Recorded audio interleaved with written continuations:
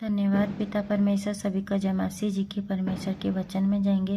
परमेश्वर की जीवित वचन कहता है भजन संहिता 37 का 19, विपत्ति के समय उनकी आशा न टूटेगी और न वो लज्जित होंगे, और अकल के दिन में वो दूत रहेंगे।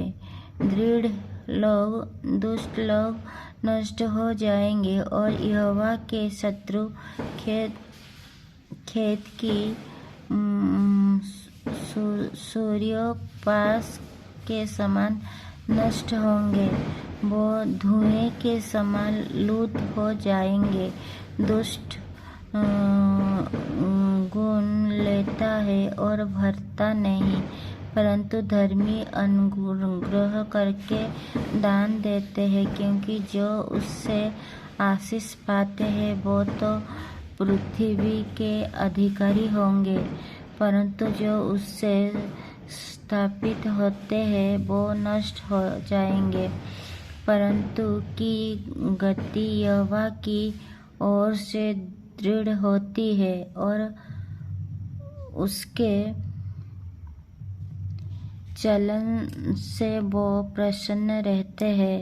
चाहे वो गिरे तभी पड़ा न रह जाएगा, क्योंकि यहोवा उसका हाथ थामे रहते हैं। मैं लटकपन से लेकर बुढ़ापे तक देखता आया हूँ, परंतु न तो कभी धर्मी को त्यागा हुआ और न उसकी वंश की टुकड़े मांगते देखा है। वो तो दिन भर अनुग्रह करके ऋण देता है और उसके वंश पर आशीष फलती रहती है।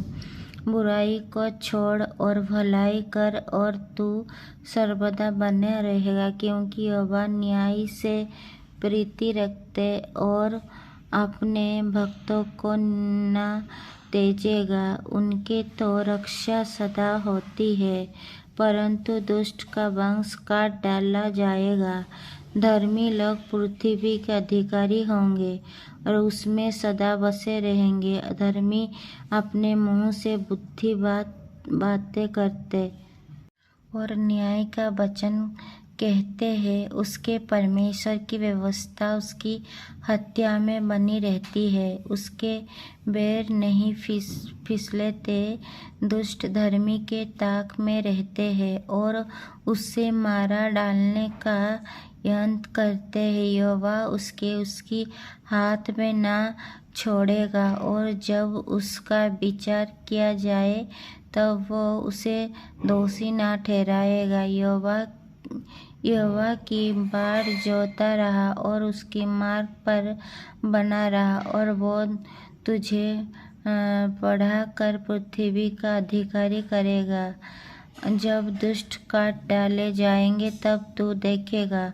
मैंने दुष्ट को बड़ा पराक्रमी और ऐसा फलता हुआ देखा, जैसे कोई हरा पेड़ अपने निज भूमि फलता है। परंतु जब कोई उधर से गया तो देखा कि वो वहाँ ही नहीं, और मैंने भी उसे ढूंढा, परंतु कहीं ना पाया। खरे मनुष्य पर दृष्टि कर और धर्मी को देख, क्योंकि मेल से रहने वाले पुरुष का अंतफल अच्छा है, परंतु अपराधी एक साथ नष्ट किए जाएंगे। दुष्ट का अंतफल सर्वनाश है। धर्मियों के मुक्ति यहोवा की सारे से होती है। संकट के समय वो उनका दृढ़ गढ़ है। यहोवा उनकी सहायता करेगा, उनको बचाता है। वो उनको दुष्ट से छुड़ाकर उनका उद्धार करता है, इसीलिए कि उन्होंने उसमें स्मरण ली है। ये सामीन हालेलुया।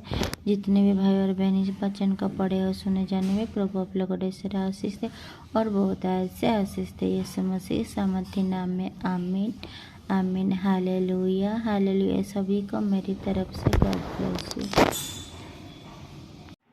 धन्यवाद पिता परमेश्वर। सभी को जय मसीह जी की। परमेश्वर के वचन में जाएंगे। परमेश्वर का जीवित वचन कहता है भजन संहिता 34 का, परमेश्वर की भलाई के लिए उसकी स्तुति। मैं हर समय यहोवा का धन्य कहा करूँगा, उसकी स्तुति निरंतर मेरे मुख से होती रहेगी। मैं यहोवा पर घमंड करूँगा, नम्र लोग ये सुनकर आनंदित होंगे। मेरे साथ यहोवा को बड़ाई करें और आओ हम मिलकर उसकी नाम की स्तुति करें। मैं यहोवा के पास गया, तब उसने मेरी सुन ली और मुझे पूरे रीति से निर्भय किए। जिन्होंने उसकी ओर दृष्टि की उन्होंने ज्योति पाई और उनका मुंह कभी काला न होने पाया। इस दिन जन ने पुकारा, तब यहोवा ने सुन लिया है और उसके सब कड़ों से छुड़ा लिया। यहोवा का डरवियों की चारों ओर उसका द्रुत छापनी किए हुए उनकी बचाता है। परख कर देखे कि यहोवा कैसा भला है, क्या ही धन्य है वो पुरुष जो उसकी शरण लेता है। हे यहोवा की पवित्र लोगों, उसका भय मानो, क्योंकि उसके डरवयों को किसी बात की घटी नहीं होती। जवान सिंह को तो घटी होती है और वो भूखे भी रह जाते हैं, परंतु यहोवा की खोजियों को किसी भली वस्तु की घटी न होगी। इस आमीन हालेलुया। जितने भी भाई और बहन इस वचन को पढ़े और सुने जाने में प्रभु आप लोग और आशीष दे और बहुत आयत से आशीष दे। यीशु मसीह के सामर्थ्य नाम में आमीन आमीन। Hallelujah hallelujah. सभी को मेरी तरफ से गॉड ब्लेस यू।